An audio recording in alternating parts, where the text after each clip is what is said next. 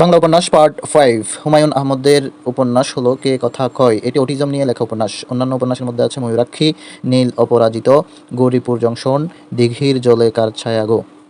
সৈয়দ ওয়ালিউল্লাহর মনোসমীক্ষামূলক উপন্যাস চাঁদের আমাবস্যা, যেটির চরিত্র স্কুল শিক্ষক Aref Ali. The ugly Asian Syed ওয়ালিউল্লাহর অন্য একটি উপন্যাস। শীর্ষেন্দু মুখোপাধ্যায়ের উপন্যাস মানব জমিন।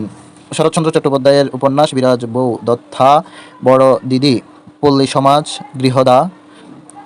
আর পল্লী সমাজের নাট্যরূপ হলো রমা। চরিত্রহীন, চন্দ্রনাথ, বিপ্রদাস, শেষ প্রশ্ন, শেষের পরিচয়। শরৎচন্দ্র চট্টোপাধ্যায়ের গল্পগুলোর মধ্যে আছে রামের সুমথি, বিন্দুর ছেলে। সতীন্দ্রনাথ বাড়ুদির রাজনৈতিক উপন্যাস। সতীনাথ বা ভাদুরীর রাজনৈতিক উপন্যাস হলো জাগরি।